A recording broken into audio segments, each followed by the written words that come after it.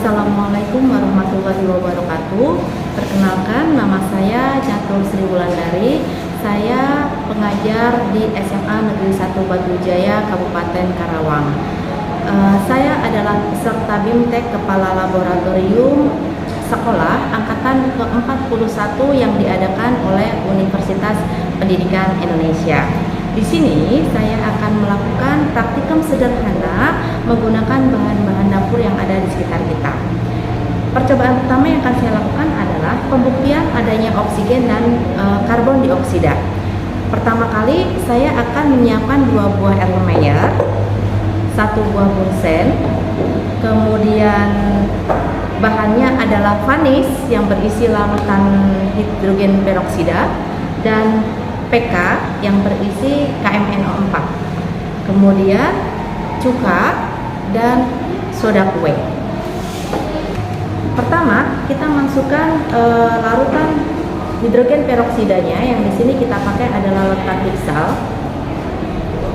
secukupnya saja. Kemudian kita masukkan PK-nya sedikit. Ketika kita memasukkan PK-nya, jangan lupa untuk ditutup, karena ketika H2O2 dan KMNO4 langsung bereaksi, itu nanti akan segera mengeluarkan oksigen. Ditutup supaya oksigennya tidak keluar. Di Erlenmeyer yang kedua, saya akan tambahkan soda kue beberapa sendok,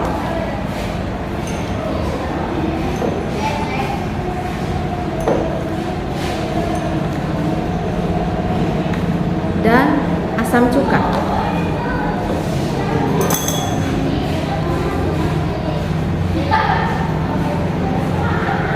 Sambil menunggu terjadinya reaksi, saya akan membakar bunsen. Untuk saya gunakan membakar sebuah coklat. Nah, kita lihat kayu ini terbakar. Ketika kita masukkan ke dalam larutan yang berisi campuran antara asam cuka dengan soda kue, apa yang terjadi? Perhatikan, mati, langsung padam.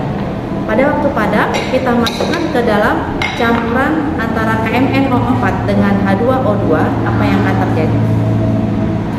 Bisa dilihat bahwa bara apinya semakin membesar. Semakin membesar bara apinya. Itu membuktikan bahwa campuran antara larutan H2O2 dan KMNO4 akan menghasilkan suatu oksigen. Kita masukkan lagi ke sini, mati. Artinya campuran yang antara larutan asam cuka dengan soda kue itu menghasilkan CO2, dan H2O2 dan KMNO4 itu menghasilkan oksigen. Percobaan kedua yang saya lakukan adalah mengenai penurunan bilangan oksidasi. Bahan-bahan yang dipakai di sini adalah vanis, kemudian Pixal, kemudian gula pasir, tentunya PK, dan air. Nah, yang pertama kita akan memasukkan sedikit PK ke dalam larutan yang pertama.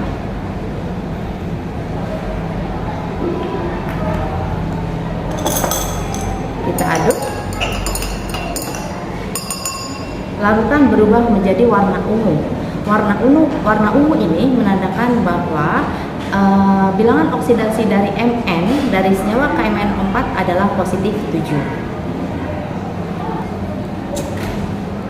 Untuk yang kedua, saya akan membakar sedikit PK,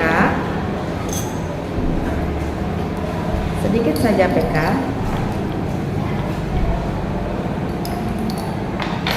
sampai teroksidasi, sampai tereduksi, ya, supaya oksigennya hilang. Bagaimana cara membuktikan bahwa di dalam tabung reaksi ini sudah tidak ada oksigennya? Yaitu dengan cara kita cek kembali dengan menggunakan suatu kayu yang kita bakar sampai membentuk bara. Kita masukkan ke dalamnya. Kalau masih terjadi letupan, itu artinya masih terdapat oksigen di dalamnya. Kita cek lagi. Kalau sampai dia sudah benar-benar padam, artinya oksigennya memang tidak ada.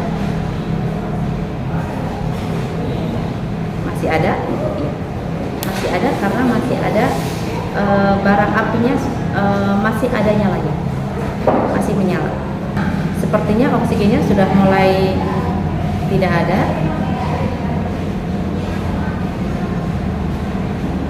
Ya. Sudah mulai sedikit demi sedikit sudah mulai menghilang oksigennya. Ditandai dengan bara api yang di kayu hasil pembakaran ini tidak menyala kembali.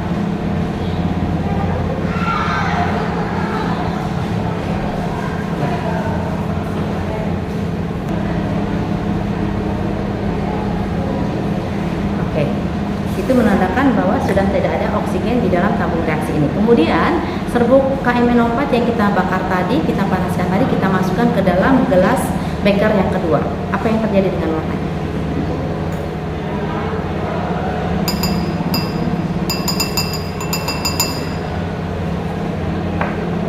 Kemudian kita aduk. Warnanya agak ungu muda, tetapi tadi ketika kita memasukkan serbuk KMN04 yang ke dalam itu berubah sedikit berwarna hijau. Itu menandakan bahwa bilox Mn pada KMNO4 itu berubah menjadi MnO4-2-. Jadi biloxnya menjadi turun menjadi positif 6. Kenapa warnanya masih berupa warna ungu? Ini karena berarti di dalamnya itu masih terdapat oksigen, ya, gitu. Langkah berikutnya kita masukkan cairan yang kedua tadi, yang apa tuh namanya, larutan PK yang kita bakar. Kemudian kita masukkan sedikit gula pasir. Kita aduk. Warnanya dari ungu muda berubah agak sedikit menuju ke arah coklat.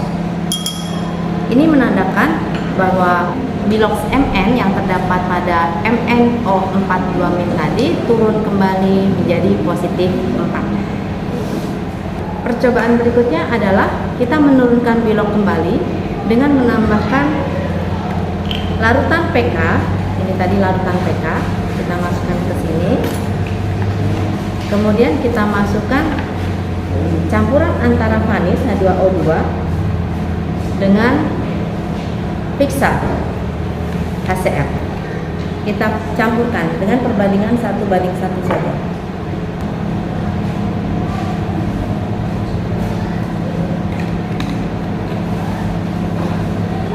Kita larutkan, kemudian kita campurkan ke larutan yang keempat. Apa yang terjadi?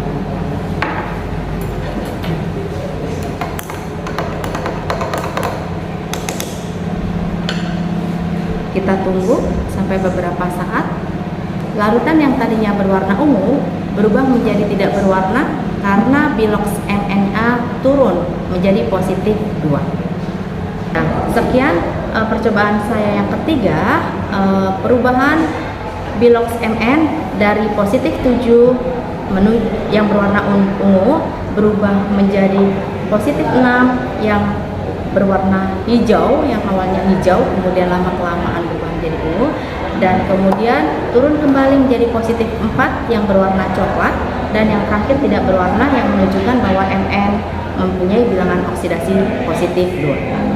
Cobaan ketiga yang akan saya lakukan adalah membersihkan beras yang sudah tercampur dengan betadin, ya. Kita coba campurkan beras ini dengan betadin yang berisi dengan iodium sekitar 6-8 tetes.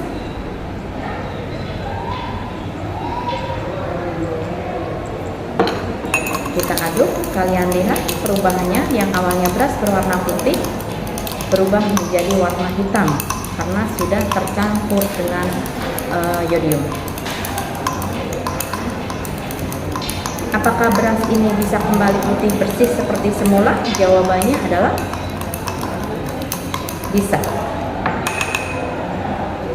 dengan cara kita campurkan vitamin C sedikit saja dengan air, sedikit saja. Kemudian kita aduk kembali. Kalau seandainya masih kurang, bisa ditambah kembali. Nah, kalian bisa melihat perubahannya di sini. Yang tadinya beras berwarna hitam, setelah kita masukkan vitamin C dengan air sedikit, berubah kembali menjadi seperti semula beras berwarna putih. Dan beras ini bisa dikonsumsi kembali apabila sudah dicuci dengan bersih. Percobaan keempat, yaitu percobaan terakhir yang akan saya lakukan adalah tentang penurunan bilangan oksidasi Mn. Dilakukan dengan melalui satu kali percobaan, ya.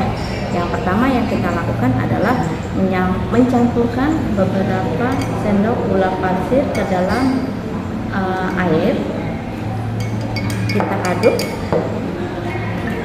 supaya tercampur,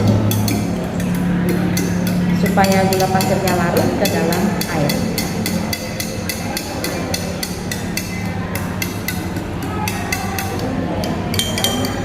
Setelah sedikit terlarut, kemudian kita ambil PK-nya sedikit saja. Lihat perubahan warnanya, apa yang terjadi.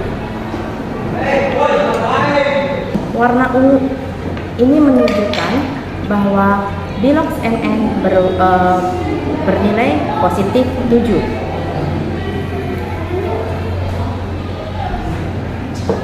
Kemudian kita berikan beberapa butir soda api ke dalam larutan yang berwarna ungu ini. Kita aduk, lihat perubahannya, apa yang terjadi. Kalau perlu kita tambahkan kembali soda apinya.